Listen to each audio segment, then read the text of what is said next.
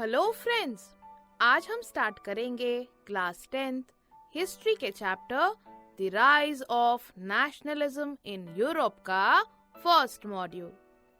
Friends, हमने इस chapter को कई मॉड्यूल्स में डिवाइड किया है। हर एक मॉड्यूल की कमेंट्री को ध्यान से सुनिए और समझिए और उसके बाद हर मॉड्यूल पर बेस्ड क्वेश्चंस को लिखकर सॉल्व कीजिए। हम आपको अश्योर करते हैं कि इस मेथड से आपका चैप्टर कम से कम टाइम में और बहुत ही आसानी से तैयार हो जाएगा। तो चलिए शुरू करते हैं हमारा आज का मॉड्यूल। तो फ्रेंड्स, बेसिकली इस चैप्टर में हम ये जानेंगे कि यूरोप में नेशनलिज्म किन प्रोसेस से स्प्रेड हुआ, कैसे यूरोप में नेशनलिज्म का स्प्रेड हुआ और उस नेशनलिज्म के स्प्रेड होने से क्या क्या चेंजेस आए, किस तरह के चेंजेस आए यूरोप में। तो चलिए जानते हैं कि पहले मॉड्यूल में हम क्या पढ़ेंगे।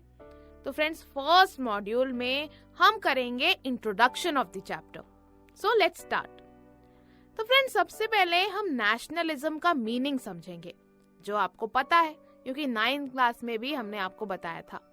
तो नेशनलिज्म होता क्या है, क्योंकि चैप्टर का नाम ही है the rise of nationalism in Europe. तो नेशनलिज्म क्या होता है? फ्रेंड्स, नेशनलिज्म को अगर हम सिंपल लैंग्वेज में, आसान लैंग्वेज में समझें तो देशभक्ति कह सकते हैं, यानी पेट्रियोटिज्म। नेशनलिज्म यानी देश के लिए प्यार और गर्व की फीलिंग होना। क्या होना? देश के लिए लव होना, प्राइड होना। तो इसको नेशनलिज्म कहते हैं। So nationalism is basically feelings of love and pride for your country. So friends, ये जो आइडिया था नेशनलिज्म का, वो 19th सेंचुरी के दौरान यूरोप में फैला और इससे यूरोप में कई सारे चेंजेस आए। पॉलिटिकल चेंजेस, सोशल चेंजेस और इकोनॉमिकली भी काफी चेंजेस आए, यानी पॉलिटिक्स में भी बदलाव आया, साथ ही सोसाइटी में भी चेंजेस आए और इकोनॉमिकली यानी मॉनेटरी वाइज भी काफी चेंजेस आए। फ्रेंड्स, इन्हीं चेंजेस को हम मॉड्यूल बाय मॉड्यूल धीरे धीरे समझेंगे इस चैप्टर में।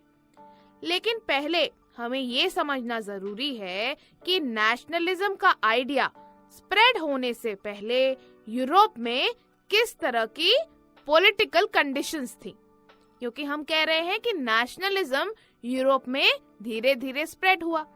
लेकिन ये समझना बहुत जरूरी है कि यूरोप में पॉलिटिकल कंडीशंस कैसी थी पहले, जब नेशनलिज्म का आइडिया स्प्रेड नहीं हुआ था तब। सो फ्रेंड्स, यूरोप में पहले एब्सोल्यूटिज्म था। क्या था? एब्सोल्यूटिज्म। इसका मतलब ऐसी गवर्नमेंट या सिस्टम ऑफ रूल जिसके पास अनरेस्ट्रिक्टेड पावर्स होती हैं। क्या होती हैं? अनरेस्ट्रिक्टेड पावर्स, बिना किसी रोक टोक के पावर्स। यानी एब्सोल्यूटिज्म में जो गवर्नमेंट है वो अपनी मर्जी से कोई भी डिसीजन, कोई भी निर्णय ले सकती है, चाहे लोगों को यानी सिटीजन्स को वो डिसीजन फेवरेबल लगे ना लगे, इससे कोई फर्क नहीं पड़ता। एब्सोल्यूटिज्म इस तरह की गवर्नमेंट या रूल को कहते हैं जिसके पास क्या होती है? Unrestricted powers. यानी ये गवर्नमेंट अपनी मर्जी से, जी हाँ, अपनी मर्जी से कोई भी डिसीजन ले सकती है, चाहे वो लोगों को यानी सिटीजन्स को अच्छा लगे, फेवरेबल लगे या ना लगे। जैसा कि आप प्रीवियस क्लासेस में भी पढ़ चुके हैं, मोनार्कियल फॉर्म ऑफ गवर्नमेंट पढ़ा है ना। तो friends, monarchial form of government में एक किंग या क्वीन रूल करते हैं और सारी पावर्स उन्हीं के पास होती है। तो हिस्ट्री के कंटेक्स्ट में बोले, हिस्ट्री में एब्सोल्यूटिज्म टर्म का मतलब है a form of monarchial government. क्या है मतलब? A form of monarchial government. Friends, ये गवर्नमेंट सेंट्रलाइज्ड, मिलिटराइज्ड और रिप्रेसिव होती थी। क्या होती थी? सेंट्रलाइज्ड, मिलिटराइज्ड और रिप्रेसिव। अब आप सोच रहे होंगे कि इन हेवी टर्म्स का मतलब क्या है, तो घबराइए मत, एक एक करके तीनों पर हम नजर डालते हैं। तो पहला टर्म है सेंट्रलाइज्ड। सेंट्रलाइज्ड यानी कंट्री का कंट्रोल एक ग्रुप ऑफ पीपल के पास होता है इन वन पर्टिकुलर प्लेस।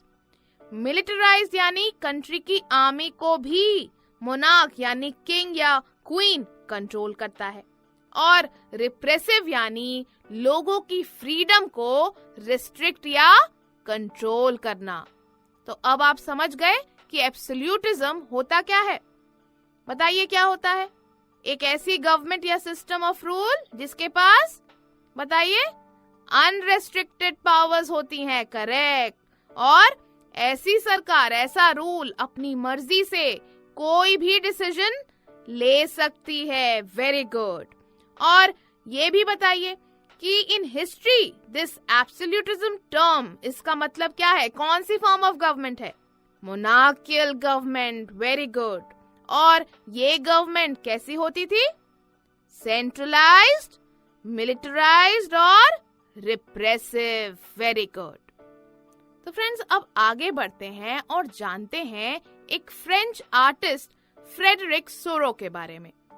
तो फ्रेंड्स, 1848 में एक फ्रेंच आर्टिस्ट फ्रेडरिक सोरो ने 4 प्रिंट्स या पेंटिंग्स की एक सीरीज बनाई थी, जिसमें उन्होंने विजुलाइज किया एक ऐसा वर्ल्ड का ड्रीम जो डेमोक्रेटिक और सोशल रिपब्लिक से बना हो।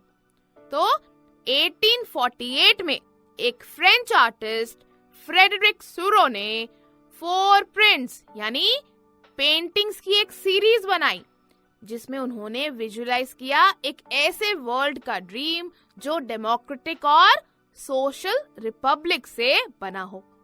डेमोक्रेटिक तो आप जानते ही हैं, एक ऐसा सिस्टम गवर्नमेंट का जिसमें लोग अपने लीडर्स क्या करते हैं, खुद चुनते हैं।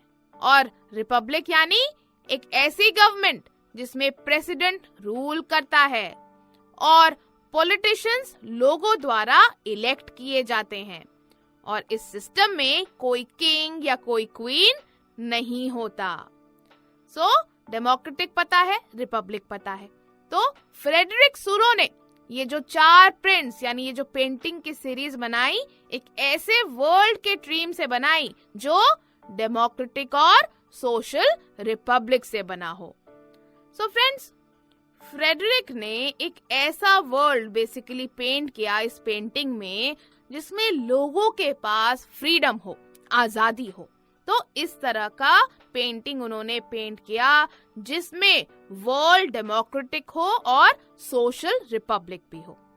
फ्रेंड्स, इन 4 प्रिंट्स में से फर्स्ट प्रिंट का नाम था the dream of world wide democratic and social republics, the pact between nations. आप देख रहे हैं ना स्क्रीन पर, इसी प्रिंट के बारे में हम बात कर रहे हैं। जो 4 प्रिंट्स फ्रेडरिक ने पेंट की थी, उनमें से पहला प्रिंट जो है उसका नाम है the dream of world wide democratic and social republics, the pact between nations. देख रहे हैं आप स्क्रीन पे ना। फ्रेंड्स, इस प्रिंट के बारे में हम आपको नेक्स्ट मॉड्यूल में डिटेल में बताएंगे। तो चलिए, अब हमने क्या क्या पढ़ा एक बार फिर से दोहरा लेते हैं। सो फ्रेंड्स, नेशनलिज्म का आइडिया 19th सेंचुरी के दौरान यूरोप में फैला और इससे यूरोप में कई सारे चेंजेस आए। यूरोप में पहले एब्सोल्यूटिज्म था। क्या था? एब्सोल्यूटिज्म। एब्सोल्यूटिज्म यानी एक ऐसी गवर्नमेंट जिसके पास अनरेस्ट्रिक्टेड पावर्स होती हैं। हिस्ट्री में इसका मतलब है एक फॉर्म ऑफ मोनार्कियल गवर्नमेंट। ये गवर्नमेंट सेंट्रलाइज्ड, मिलिटराइज्ड और रिप्रेसिव होती थी।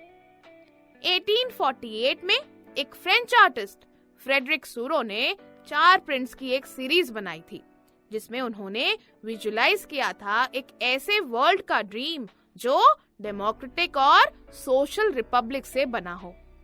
फ्रेंड्स, इन 4 प्रिंट्स में से फर्स्ट प्रिंट का नाम था the dream of world wide democratic and social republics, the pact between nations.